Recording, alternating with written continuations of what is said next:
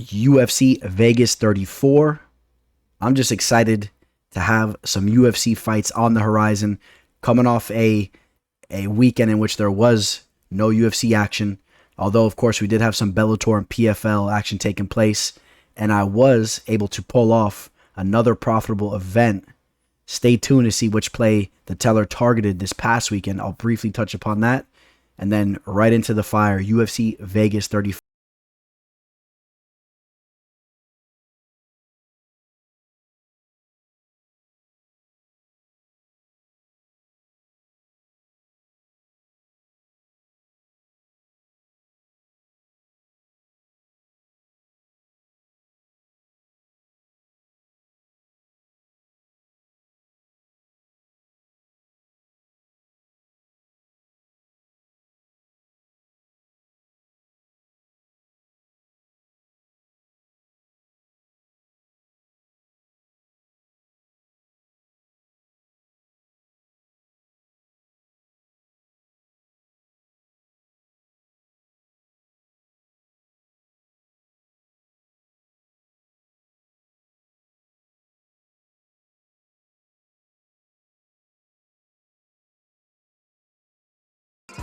What is up, you guys? UFC Vegas 34. We got Cannonier taking on Kelvin Gastelum.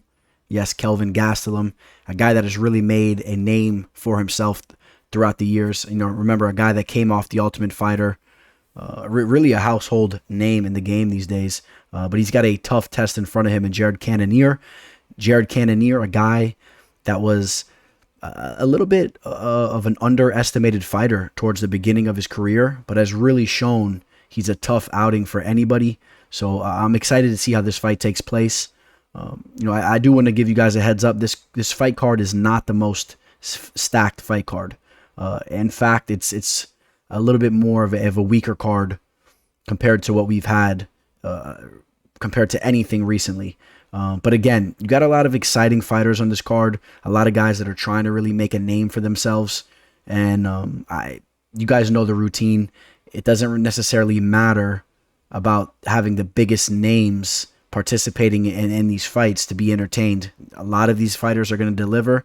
And sometimes, if we're being quite honest, these are the types of fighters that actually deliver even more so sometimes than the household names. I mean, these guys are really trying to make a name for themselves. These guys are fighting for a paycheck. And I would expect nothing less than a night full of exciting fights. And you guys know the routine. As being a diehard UFC fan, like I know all you guys are out there, we're just excited to see that UFC banner out there and just see these fighters walk out to the cage and put on a show for us. So, and again, there are some exciting fights. There's some fighters that I'm actually very intrigued to see step in there. So, let me not harp on that too much. But you see the fight card here. I'll briefly go through it. I mean, Cannonier versus Kelvin Gastelum, of course, the bigger fight on the card with Kelvin having a household name. Marco Madsen, an undefeated fighter, an Olympian.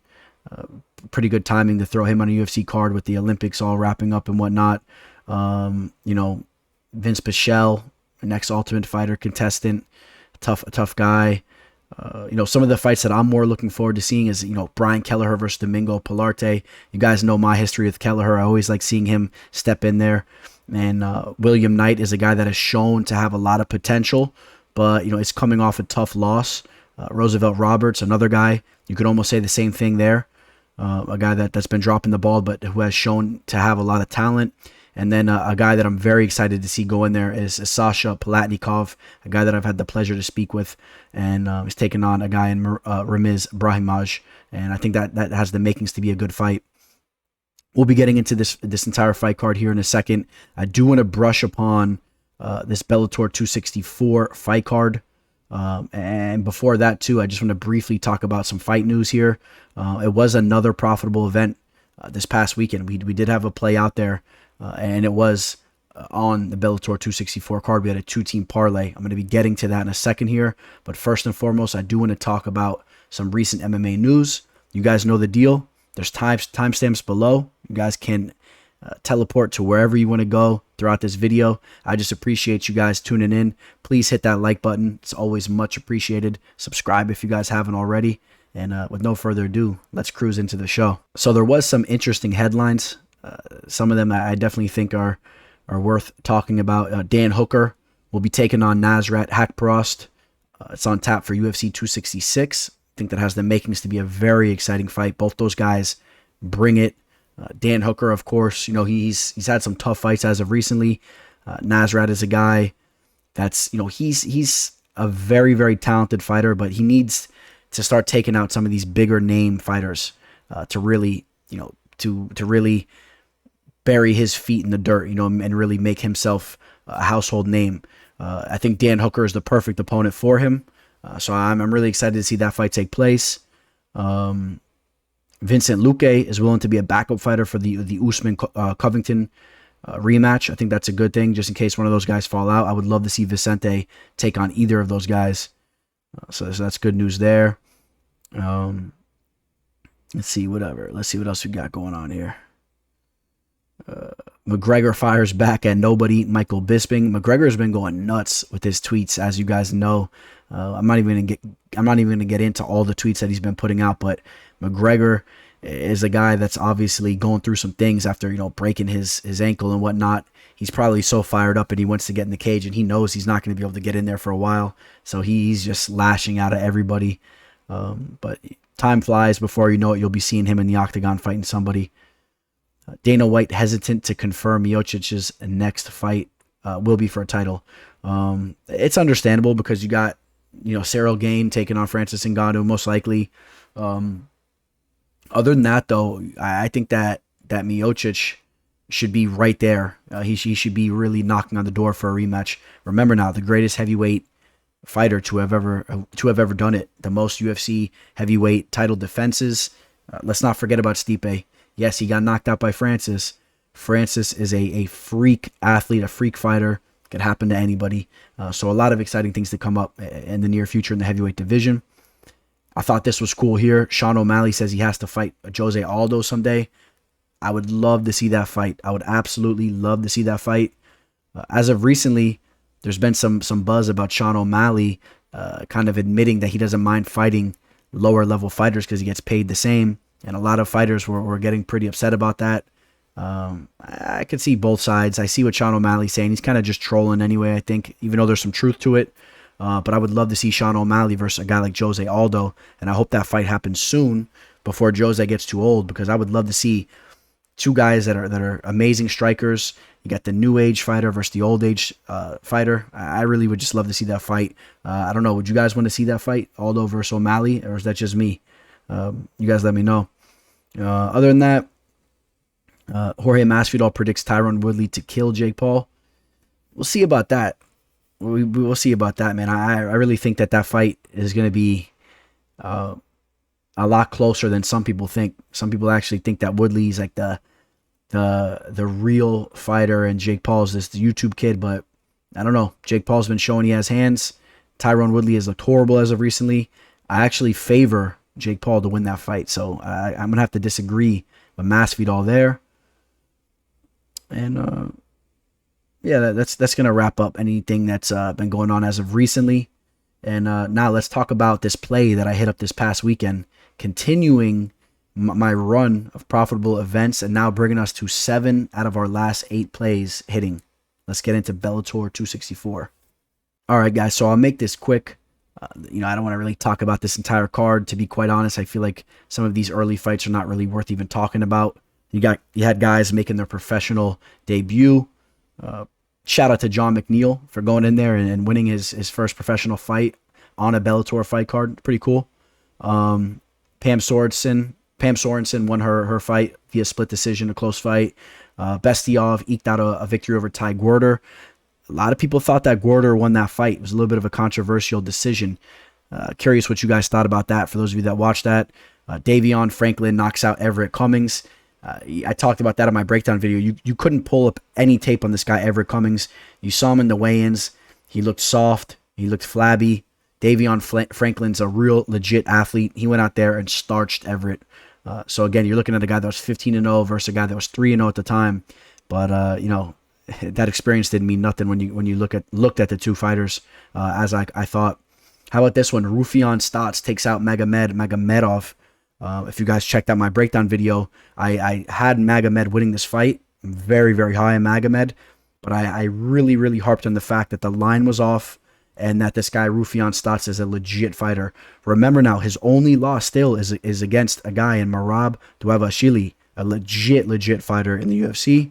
And Stouts is a guy that's a two-time national champion wrestler and a guy that's been working on his striking with Duke Rufus and all those guys. So, you know, there was a recipe there for him to win that fight, and he showed up and he eked out a victory there. So, big shout out to Stouts there, and he's a real character. This will bring us to the last two fights. This was my parlay. I had a 5-unit parlay.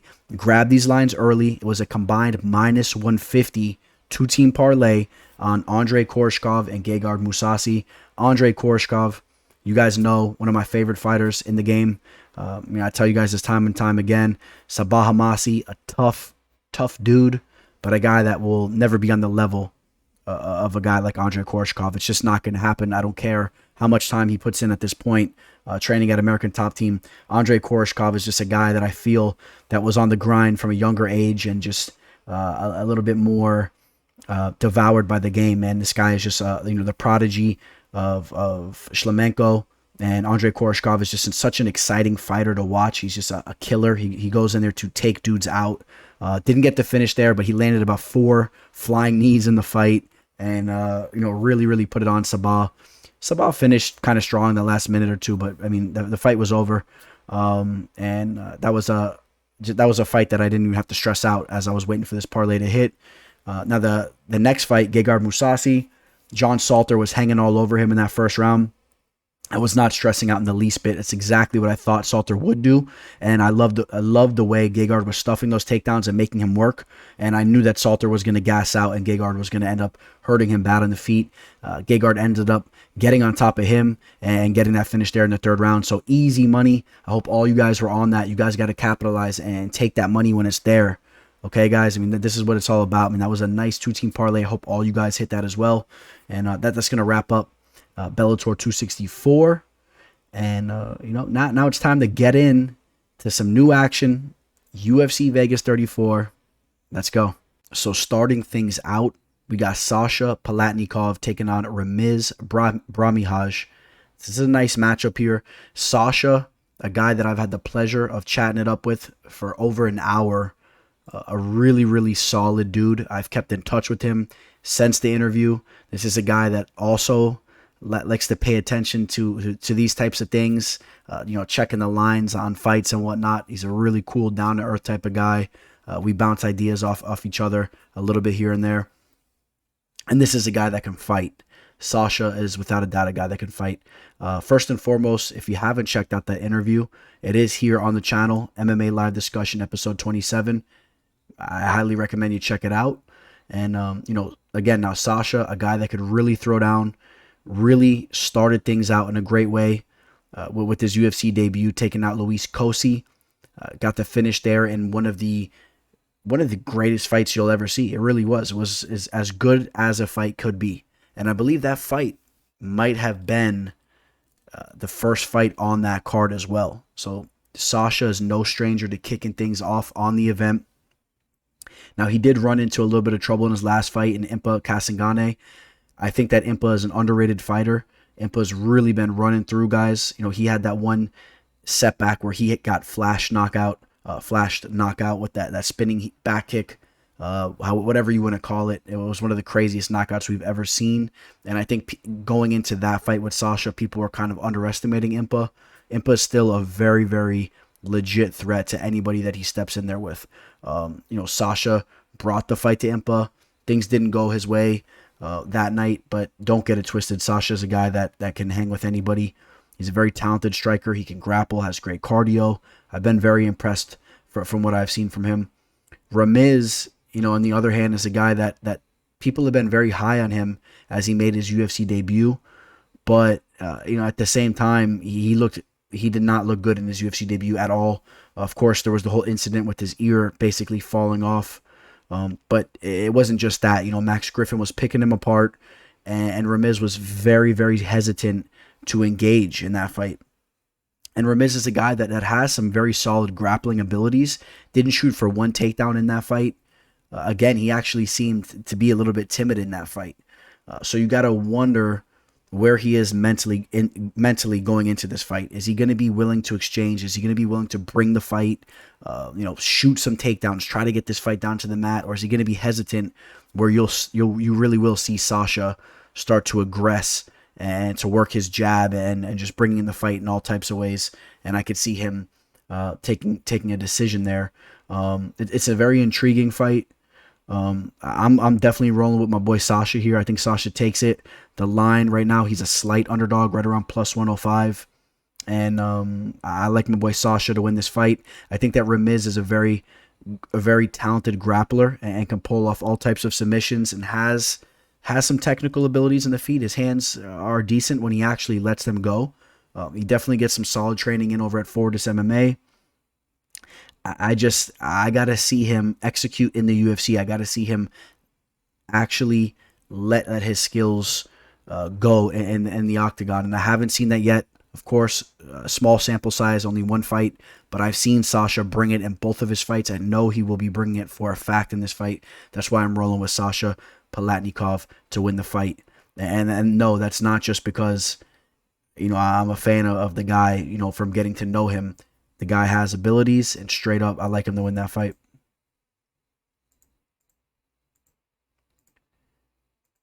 Now, in the next fight, we got Roosevelt Roberts taking on Ignacio Bahamondes.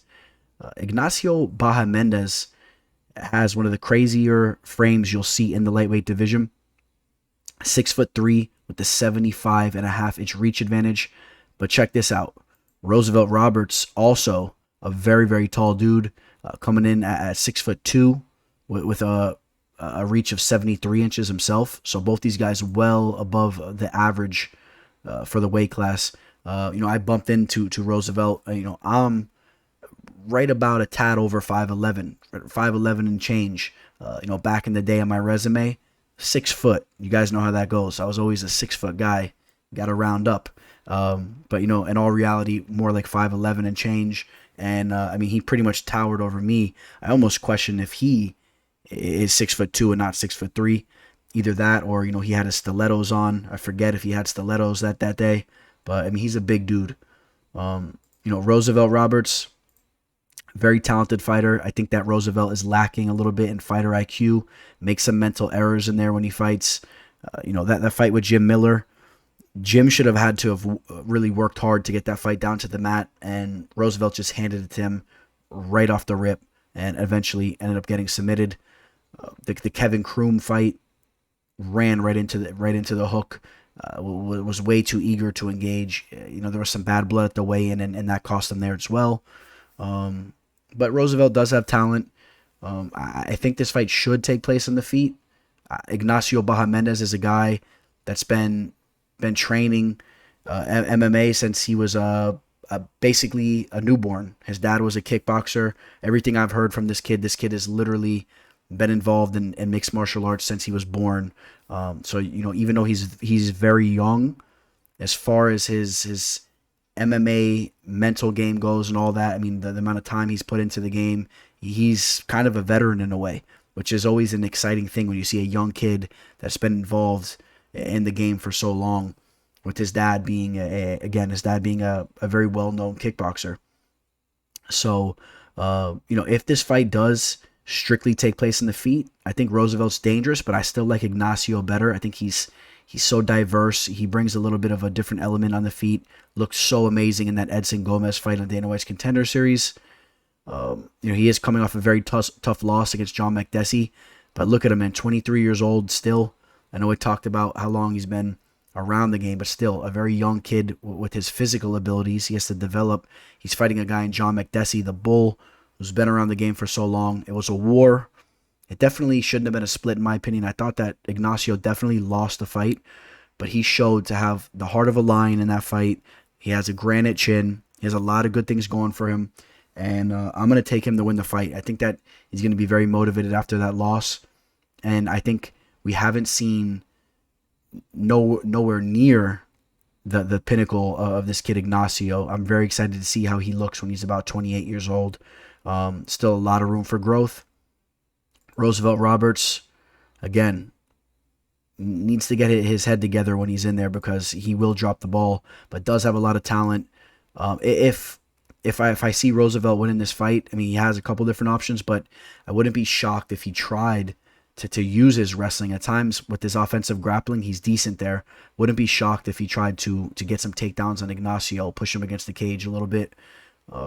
But overall, I think Ignacio will be okay there, and I think Ignacio gets his hand raised. He's a slight dog, right around plus 120. So, for the most part, most people edging Roberts there. Not me. I'll take Ignacio there.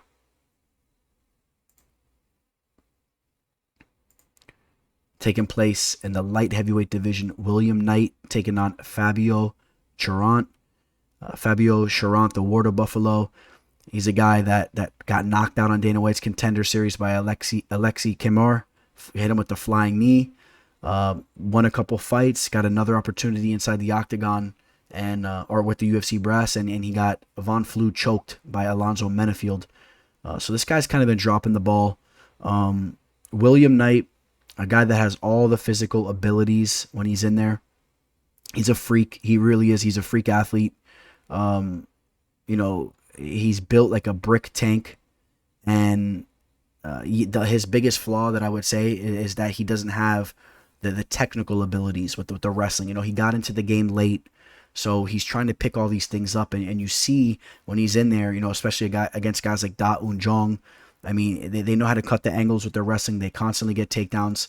Somehow he manages to get back up to his feet at times with just his freak ability. We saw it on Dana White's Contender Series on his first stint where he got a victory.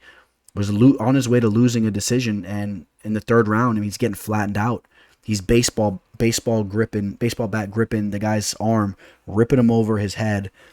He ends up in mount. He pounds this guy out. I mean, the guy really is a different type of fighter. Imagine a guy like William Knight if he was training MMA for as long as a guy like Ignacio Bahamondes. That'd be a sight to be seen. But I think William Knight will be too much for Fabio just with his physical abilities. I know he's going to be really upset coming off that loss against Da Un Jong. But again, he's going to need to put that time in on the mats and learn these different techniques with the wrestling and the takedown defense. Otherwise, he's going to end up getting in trouble. He throws out some nasty leg kicks. I mean, at the end of the day, though, he's taking on this guy, Fabio Cherant, and I just haven't been, in the very least, impressed from what I've seen from him, and he continuously drops the ball, where William Knight is a guy that will be in your face for the entire time here. So that's kind of what I'm expecting. And, excuse me here. But yeah, and I think William Knight takes this fight just based on the physical gifts that this guy has, and if Fabio's gonna try to edge out a victory here, he better have been working on his wrestling, and maybe he can try to exploit some of those takedown defensive flaws that William Knight does have, and then maybe Fabio can eke out a decision there. But good luck there. Good luck to Fabio, because if he doesn't win that fight, it's going to be 3 losses in all his UFC opportunities that he's had. And it's not a good look. I mean, only 26, but still not the best look there. We'll see how that fight goes. Minus 225 line on William Knight. I mean, you better hope he doesn't consistently get taken down and start losing some rounds there, and then you're in the hole and the line's not that low. Be careful for that. Malecki taking on Josiane Nunes. Nunes was supposed to be making her UFC debut a while back. That fight got scratched. She's a girl that's been finishing a lot of girls in the regional scene, knocking them out. She's very tough and aggressive. Malecki has that striking background, but has actually been pulling off some submissions in her MMA career as well. She's a girl that always seems to be in the right position at times. She kind of falls into that right position. Yeah, these girls, you break down the tape, honestly, they kind of give her those situations. I do believe she's fought some lower level talent. I mean, you look at the Faith Davis submission, it's on YouTube. She literally just dives in and then turns around and just gives her neck for a rear naked choke. and the Duda Santana fight, Bea somehow always kind of fell on top of her, and kind of got to give her credit, I guess, as well. But you can easily see if there was a girl that really knew what she was doing on the ground. I think she can exploit Bea. I don't know if Nunes is the girl to do that. She really seems to have fell in love with her striking. She's aggressive. I think this fight probably takes place in the feet for the most part. But you never know. Big X factor in this fight is that Josiane Nunes is in by far the best shape I've ever seen her. You run all the tape back on her fights that you could pull up. She definitely was carrying around a lot of extra weight back then. She's taking this opportunity very serious. She might really show up in this spot here. But Bea has that frame. And again, Bea is a well-rounded fighter. She's a well-rounded fighter. She has that striking base, and she's been working on her grappling. She has the octagon experience here.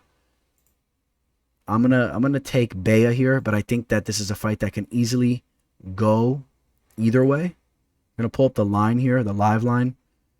Bea, there's some action coming in on Bea. She's up to like minus 168 on some lines, minus 155 on average. Just be careful that Josiane doesn't enter the UFC with a bang and start to make a name for herself. And she is a girl that's been finishing her opponents. I know that's lower level competition, but she's going in there and she's getting the job done. So sometimes, it translates to coming into the UFC. It does translate. She might be the real deal. We'll see. We'll see about that. Definitely has to still sharpen her game up a lot. 27 years old. We'll see how she looks. But I'm going to edge Bea Malecki to win the fight. I would not be surprised if Nunes shows up here, though. I'm actually interested to see what she looks like at the weigh-in and when the fight starts to go down.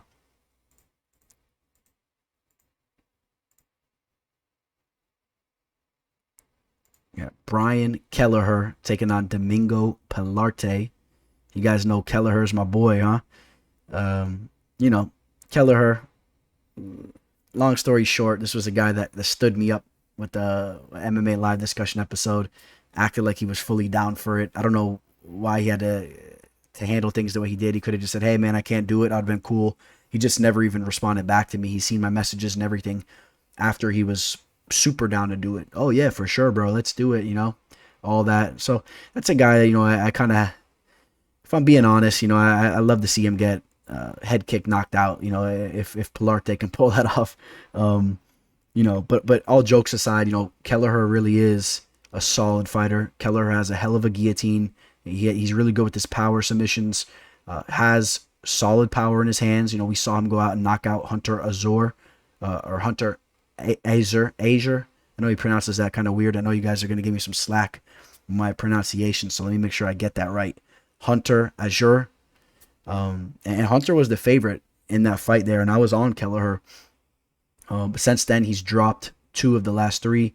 But he was in there with tough opponents like Cody Stamann, Ricky Simone, no joke. And the Ray Rodriguez submission, Ray took that fight on like hours notice. So, but you can't knock Kelleher. He stepped up and also was willing to fight in there.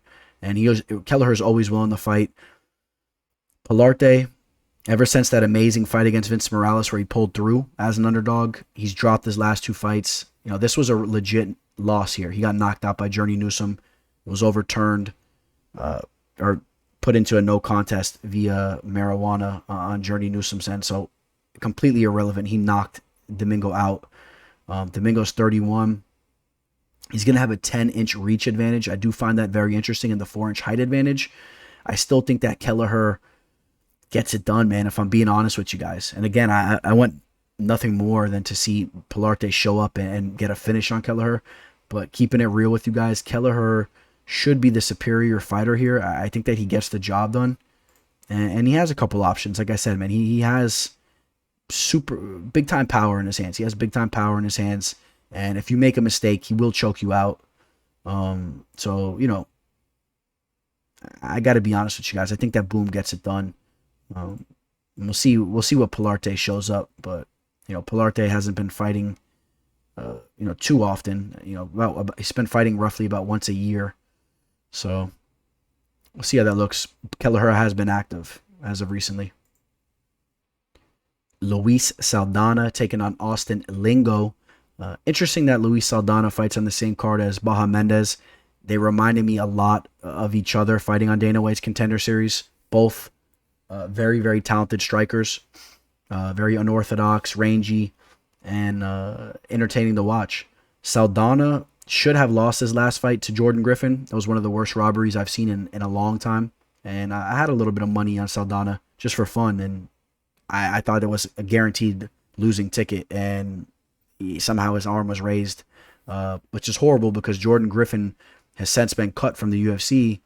It's pretty disgusting what those judges can do to these fighters. They take money out of their pocket. They get them cut from the UFC.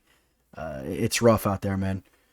But Luis Saldaña, even though he had that setback, this was a guy that looked very, very good against Vincent Murdoch, a guy that's on The Ultimate Fighter right now and's been handling business. He's a talented dude. That was a big win for Saldaña. But the recipe is out there to take him out, close the distance, hang on him, constantly keep him guessing. If you're going for takedowns or you're striking, Lingo needs to close the distance here. Lingo has some heavy hands. I would like to see him use his boxing, try to close the distance here. Training out of Fortis MMA, they're legit over there as well. Of course, you guys know that. Lingo looked very good in his last fight. Really, really brought the fight. And that was actually a very entertaining fight as well. That was Lingo versus Jacob Kilburn. But Lingo looked good, man. He looked really good in that spot. I think that he's definitely live to win this fight. But I'm going to go the other way, though. I'm going to say that Saldaña, even though he won that fight, he had the benefit of making the extra money, getting the W on his resume and all that. But deep down, he probably knows he lost that fight. He's going to get that little fire lit under him. That when you lose a fight, fighters know if they really lost a fight. I think he goes back to the drawing board like he took an L there, and he'll be very motivated, and he should have been working on his grappling and his takedown abilities where he can try to keep the fight on the feet, where he'll be more diverse than Lingo. He has the kicks to go with the hands. I think he'll be more diverse. Training out of the MMA lab too. You guys know how they get down, man. One of the best gyms on earth. I'm going to take Saldaña to pull that fight off, and this is a close line here. Reasonably so, because if Lingo closes the distance, he might be able to work Saldaña in a similar fashion than what Griffin was able to do. Sneaking in a takedown here or there, or just closing the distance and working the hands. All right, guys, we made it to the main card. Alexandre Pantoja taking on Brandon Royval. This is, without a doubt, one of the more interesting fights or entertaining fights on paper on the card. Brandon Royval always brings the fight. So does Pantoja, but Royval has really been must-see TV for some time now. Ever since making his UFC debut against Tim Elliott, submitting Tim Elliott, submitting Kai Kara France. Not a lot of guys go out there and defeat Kai Kara France, let alone finish him. If all France does is go out there and win fights. So that says a lot, in my opinion. The loss against Brandon Moreno, current flyweight champion, that wasn't just your typical loss. Royval was ready to engage in a war, but his shoulder popped out, if you guys remember. Luckily, they were able to pop it back in right there in the octagon. If he doesn't have his shoulder pop out, though, I would have loved to have seen that fight take place for 15 minutes and see who would have prevailed there. Royval really brings the fight. He has good cardio. And Pantoja, on the other hand, kind of fades in his fights towards the later rounds. If you remember the Askarov fight, he faded in that third round. In the beginning rounds, he's explosive. He can hurt you. He can knock you out. He can submit you. He's so well-rounded. Beautiful leg kicks, power in his hands. I'm a big fan of Pantoja's. Been watching him for a long time. Made money on him in certain spots. And only 31 years old with a resume of 23-5. I mean, he's been in there with some of the best flyweights in the world. He's definitely got some edges here going into this fight. He's going to be at a 2.5 reach disadvantage. As much as I love Brandon Royval, love watching him fight, I love the unorthodox spinning attacks and all that. The aggressiveness of him off his back with his jiu-jitsu as well. I'm going to take Pantoja here. I'm going to take the fighter who's a little bit a little bit more simple with what he does with the striking. You know, Pantoja is just nasty leg kicks, nasty 1-2s and hooks, but he does them in a superior fashion. I'll take those simple attacks rather than the wild, unorthodox strikes of Royval. And I just, you know, sometimes it's a little bit more reliable, those more simple attacks than the wild stuff, man. The wild stuff wears you out a little bit. It can potentially put you in harm's way. You miss something, you fall on your back. Next thing you know, Pantoja's, you know, working you. So, you know, I'm going to take Pantoja. And again, just a very explosive fighter that's very well-rounded. He's right around a -170. It's the line's a little decent. The line's a little high in my opinion, maybe. I like him. I would like that line more like -150. You know, with Royval at +140. I mean, maybe a little disrespectful, you know. Maybe he wins that Moreno fight. You know, he was a little bit down in the first round, but it was a close fight that was really just starting to unravel. Who knows how those later rounds would have went. So don't turn your back on this kid just because he got injured and, you know, he turtled up and got finished. His shoulder was out. I'm very excited to see how this fight takes place. This is a fight you guys don't want to miss. I'm telling you now. I'm going to take Pantoja to win the fight there. And I think that he'll just get the better of Royval in the first 2 rounds with the striking. And I think even if he gets a little tired, he'll be able to hang tough in that 3rd round. Maybe Royval pushes hard in the 3rd, though.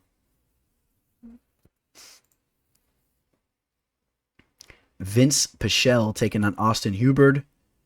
Vince from hell, Pichel. Guy's been around forever. Been watching him, you know, from way back in the days when he was on The Ultimate Fighter. He's a guy that, for whatever reason, has been very, very inactive over the years. You know, ever since The Ultimate Fighter, if you look at how many times he's fought within those years, he's been very inactive. But when he's in there, he never misses a beat. He can strike, he can grapple, a very well-rounded, crafty veteran. We just had an official play on him against Jim Miller. So, you know, that was a nice spot there. Austin Hubbard, a guy we've seen have a little bit of trouble with his grappling at times. I mean, it was against, you know, a world-class wrestler who we will be talking about in a second, and Marco Madsen, an Olympic caliber wrestler. So maybe don't be too harsh on him. Max Roshkov had some success in the first round, but then Hubbard broke him there. Joe Selecki had the early submission there. So Joe Selecki, though, that kid's special. Had him on MMA Live Discussion if you guys want to check that one out. But Austin Hubbard looked good against Dakota Bush as he welcomed Bush to the UFC. The line is basically a pick'em here. It's whoever you like. Do you like the crafty veteran, or do you like the young talented Hubbard? Fighting at an Elevation Fight Team, has great cardio, great leg kicks, great calf kicks. His striking is not bad. He's patient on the feet. I'm gonna edge my boy Vince here. I'm gonna take Vince for the fact that although he's older, doesn't have a lot of mileage on him, I think he's a little bit more crafty in there, has a little bit more fight experience with his wisdom and whatnot. I know Hubbard has more professional fights, but still, Pichel, even though he wasn't fighting as much since The Ultimate Fighter, he's obviously still continuously been around the game. He's been in the gym. He's still learning stuff. I think he has more knowledge in the game than Hubbard. I'll take Vinc Pichel to win this fight. And it should be a close one, though, but I like Vince. And I need Vince to get some takedowns, and I need him to work a little bit of his grappling in that fight to seal that. Because if he strictly tries to keep it on the feet, I think that Hubbard could give him some trouble there. I think that Hubbard's a talented striker. And Hubbard has good cardio. And he's a tough customer. He's a tough customer. We got the big boys throwing down in the main card. We got Porter taking on Chase Sherman. And this should be a good one here, you know. All jokes aside, man, Parker Porter looked really good in his last fight against Josh Parisian. Looked very, very good in that fight. And although he comes into the octagon with extra weight that I think that he shouldn't be carrying, his cardio didn't look that bad in that fight. You know, he actually was the guy that dug deep in that fight against Parisian, and he was able to take that fight by having better cardio and being willing to throw down for a longer period of time. Yeah, I mean, it went 15 minutes, 3 rounds, and he was throwing hands. Chase Sherman got outclassed by Andrei Arlovsky, or at least beaten up by Andrei Arlovsky in typical Arlovsky fashion.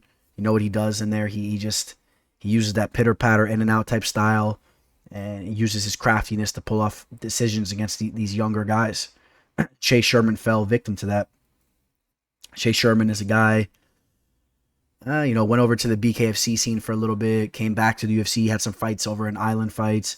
He's a guy that has some decent power in his hands, but in my opinion, has some pretty big defensive flaws in his fight game. Parker may be able to tag him up here a little bit, and I think that Parker can take this fight. I do think that Parker can take this fight. I think it's a close fight. I don't like the line as far as on Chase Sherman minus 190. I think that line's off. But as far as Parker Porter, we don't have a large sample size of him in the UFC. I mean, Chris Daukaus styled on him, knocked him out, but he did take that fight on short notice, and you guys know I'm very high on Chris Daukaus. In the last fight, we talked about what he did to Josh Parisian. I would love to see Parker cut down on whatever he's doing outside of training. I think that he has to be not having the cleanest diet. Let me put it like that. I don't want to say anything too ruthless out here, but I just find it hard to believe that you're training MMA and you're carrying that extra weight on like that. Well, he doesn't look that bad here, but he looked pretty bad for that last fight. Again, though, I think he did take that fight on short notice, so maybe he wasn't fully ready. But that also shows some weakness that, if he doesn't know he has a fight coming, that he's cheating a little bit instead of being completely disciplined. But if that's the case, and he's known that he's had this big main card fight for a while, maybe we're going to see the best version of him that we've ever seen. So, that's why I am picking Parker to win this fight. Parker Porter to win the fight. This will be a big one. Like I said, Chase Sherman has some defensive flaws in this game. I could see Porter tagging them up. I'll take Porter there. I'm going to give him another shot, see if he shows up. This isn't Ike Villanueva. Chase Sherman all of a sudden is going to look like he's some big knockout guy. I don't really believe in that too much. I think that Parker has a hell of a chin, and good luck for Chase to knock him out. I mean, yeah, he was finished by Daukaus. I don't think that Chase is Chris Daukaus. I don't think he has those types of hands and strikes in general. Daukaus is legit. So I'll take Parker Porter.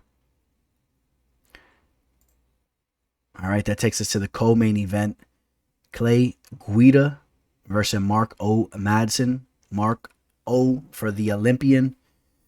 Guy's a legit wrestler. If you don't know about Marco Madsen, I mean, this guy, he's a beast of a wrestler. I mean, he will rip you down to the mat. We've seen that from him in so far in his professional mixed martial arts career. Yes, I mean, I know that Danilo Bilardo is not really on the level, so that was what it was. But, I mean, he was continuously getting takedowns on Austin Hubbard as well. Controlled that fight. He's constantly working on his overall game. I mean, this is a real professional in every sense of that. So that he's putting in all the time to sharpen up his overall MMA game. I think he has decent power in his hands with his ground and pound, and even on the feet. Needs to work on his technique, of course, with the striking, but he has power. Clay Guida isn't really a guy that's going to wow you with his technical abilities in the feet. He's just, he's a grinder. He has good MMA IQ. I'll never forget watching this fight right here, man. This was one of the greatest fights I've ever seen. Without going too much into detail, if you guys take my word, man, it was my college days was for something really stupid, but I ended up spending a night in jail, and I was on a river with a bunch of friends drinking beer. This guy tried to get this trooper dude or sheriff, whatever you call him, park ranger, tried to give me a littering ticket, and I stand behind it. I was not littering. And there was a Dr. Pepper can that was floating in the river. I chucked it up on the side because it was in the water. I thought it'd be better off in the bank than in the water. The guy tried to give me a littering ticket. I said, no way. I wasn't giving him my name. Next thing you know, I'm slammed on the hood of the car, spending the night in jail. I was hammered too. I was hammered, man. I was drunk. So, by the time they booked me in and everything and I got into the pod, it was about, afternoon time. I was still buzzing for the whole night, though. I felt good. I only cared about one thing, and that was getting this fight on the TV. And believe it or not, in the middle of nowhere, Jackson County, Florida, which was like an hour north of Tallahassee, where I was living, and this middle of the woods type of jail, and any jail anyway, think about that, a jail that had the TV on up there. Talked to the big guy, I started to say, hey man, you guys got Spike TV? I was feeling myself anyway. I didn't really give a damn, I was ready to throw down whatever. But long story short, I'm like, yo, you guys got the fights on this TV or what? You guys got Spike TV? He's like, let me check that out. He's checking the TV, goes through the channels. He goes, I think we do have Spike TV. Believe it or not, they did have Spike TV. Next thing you know, we got the fights on. We got to see all the fights take place. I believe this was the main event. I'm pretty sure it was. And we were going nuts, man. We were standing on the tables. We were jumping up, man. We were going crazy. People were betting like foods and stuff, little snacks or whatever. People were betting stuff. And it wasn't like legit betting. I wish I would have had a nice solid play on Diego that night. I didn't have any action. But I'll never forget that night. It was a really crappy day/night for me at first, with everything that happened, and it ended up kind of having a little bit of a bright side. When I look back now, actually, I'm glad it happened, because it was kind of a funny life experience type of situation. But it's nothing like watching a UFC fight in the middle of a county jail, in the middle of the boondocks in Florida, and having Clay Guida and Diego Sanchez square off. Just a funny little story there. But Clay Guida, after that fight, there was some times where he kind of changed his fighting style. He really wasn't bringing the fight as much. Remember, the crowd didn't like it. They were booing him. Remember the Gray Maynard fight? In that fight, he was kind of on the back foot. He was getting booed. And, he has his fights still here and there where he brings it. He's kind of changed up his style. You got to respect him, though. He's been hanging around. He's almost 40 years old. He's had 56 professional fights. So, he knew what he was doing in there. He couldn't continuously take the damage that he was taking, like in that Diego Sanchez fight. He couldn't continuously do that. He wouldn't be hanging around till today, that's for sure. Coming off a victory against Michael Johnson, was able to exploit Michael's wrestling and whatnot. That will not be the case against Marco Madsen. Lost to Bobby Green and Jim Miller before that. Had a victory over BJ Penn. I don't know how much stock you put into that. I don't put any stock into that at the point it was at. And then, this guy Marco Madsen's a legit fighter here, a legit athlete. Has very limited mileage as far as MMA goes. I like Marco Madsen here. I like Marco Madsen. He's a -165 favorite. If Clay's going to try to win this fight, Clay is going to have to be a crafty mixed martial artist. He's going to have to be a guy that has, over 5 times the amount of MMA experience. He needs to show that, and he needs to use that experience to pull the fight off against Marco Madsen. Maybe keep the fight on the feet and he can outstrike him. I don't know about that, though. I like Marco Madsen to win the fight there. And that will take us to the main event. Cannonier taking on Kelvin Gastelum. It's a solid fight here, taking place in the middleweight division. You guys know the deal with Kelvin. A very, very well-rounded fighter. Can wrestle. He's very smooth with his striking. He's been working on that craft for some time over there with King's MMA. He's knocked some dudes out. He's dropped guys. But he's only won one of his last 5 fights. The Robert Whittaker loss. Both these guys just recently lost to Robert Whittaker. I think that Robert Whittaker is an absolute stud, so it's not that bad of a look for either guy. Didn't like the Jack Hermanson heel hook loss for Kelvin. They have a lot of common opponents, by the way, too. They go tit for tat there. He beat Cannonier did defeat Hermanson, whereas there was one fight in between. But yeah, Kelvin Gastelum got caught with that heel hook. I didn't like how he was snoozing on the job in there. Sometimes he's kind of just a little off, and you got to wonder with him because he's such a chill dude. You see him, he's traveling all the time. He's an avid smoker. Not that there's nothing wrong with that. I think that could actually help your training at times, but he's just such a chill dude. Sometimes I like those guys that are a little bit more aggressive and on edge. Obviously, there's a nice happy medium. There's a balance there, but I worry sometimes that Gastelum is just kind of chilling in there, and then the killer gorilla shows up ready to kill. And Cannonier has nasty power. Cannonier is a guy that used to fight in the light heavyweight division. He's had brawls with guys like Ian Cutelaba. He's been in there with some legit light heavyweight fighters. The cut down to middleweight was the best thing that he could have did. I mean, he has a phenomenal physique and frame for the division. He's been working dudes in the division. Ran into that little bit of turbulence there with Whitaker, like we talked about, but no shame in that. You know, he's going to have a nice reach advantage, which is really nothing new for Kelvin to deal with. Been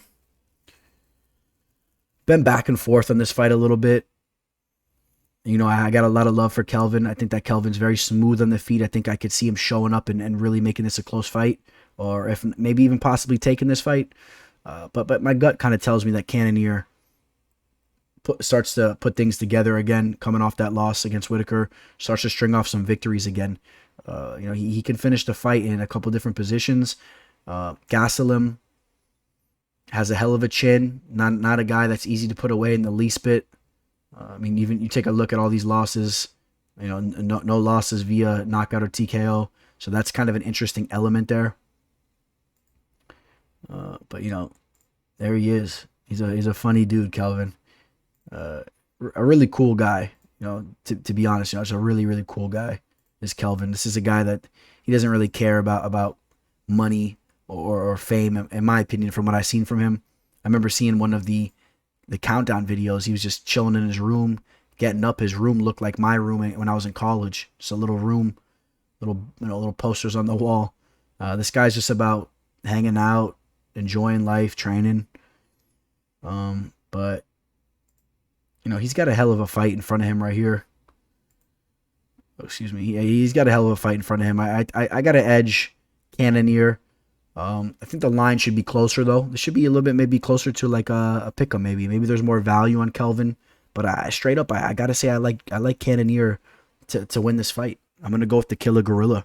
I like the size advantage, and I like the aggressiveness that he has in his fights. He's looked good. He's looked good.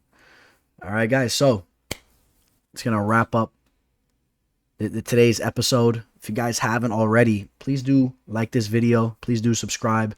If you guys are interested in my official plays, remember now, we hit 7 of our last 8 plays. That's 3 profitable weeks in a row. We're going into this 4th week. I got some spots. It's going to be another profitable event. Don't hesitate to reach out to me. All my contact information is there. Twitter, Instagram, email. You guys can all reach out to me. Other than that, I had a guy that posted on my last UFC breakdown. He goes, Teller, how about we do a bet? If Vicente Luque wins, that's who I had. He goes, I'm going to send you some money. If who is Vicente fighting? Oh, Michael Chiesa. If Michael Chiesa wins, you got to give some free plays out to all of us. I was definitely willing to do that. I wrote right in the comments, let's do it 100%. And you know, I thought it was a win-win. I would love to give you guys some free plays, which I'm going to start doing here and there anyway. I'm going to start tossing out free play here and there moving forward. But this guy, after the fight happens, he erases the comment and is nowhere to be seen. So, you know, typical guys out there. If you're listening, man, you know, that's weak. But other than that, let's see. Last thing I want to say, you know, I like to leave these videos with an inspirational message. I don't have a new one here today, but I just want to touch upon one that kind of means something to me. One of you guys commented under one of my videos that, as I told you guys, if you smoke cigarettes, try to ease off the cigarettes, man, how bad they are. Try to motivate you guys to stop smoking cigarettes. He said that he's been off cigarettes or stopped smoking cigarettes for 3 weeks or so or something like that. And I hope that you're keeping it going if you're listening, or if one of you other guys are on the verge of quitting, maybe that will help motivate you as well. Cigarettes are horrible, man. I'm sorry for those of you guys that smoke and I'm making you feel bad. You're probably shutting this off right now, but I've lost a lot of family members to cigarettes, smoking cigarettes, you know, through cancers and whatnot. And such a weak way, man, to shave years off your life and years you could spend with your family, man. Get off, cut the cigarettes out, man. Throw that pack away. The first couple days are going to be hard. Once you pass those first couple days, it's going to get easier from there. And obviously that goes further than just cigarettes. If any of you guys are struggling with any kind of substances, I wish you guys nothing but the strength to get through any type of issues you guys got going on. Always remember, You guys got to hang around, man. There's always another fight card that you got to be here to watch, man. You guys got a lot of family that wants you to be around. So all you guys just stay strong. I had an old buddy of mine just pass away a couple days ago. Childhood friend, somebody from my tight circle growing up as a teen. And, I lost two buddies of mine to drugs and whatnot growing up.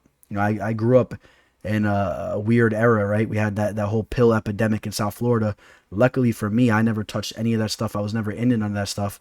But of course, somehow, I hung around with some of the more rugged kids, and a lot of them did those kinds of things. And I've lost some of my friends, and even going till today, over a decade later, into our 30s, still coming back and grabbing some of these guys. So, one of my friends just passed away. Kind of lost contact with him throughout the years, but at one point in time, one of my best friends. So it's crazy, it's a crazy thing.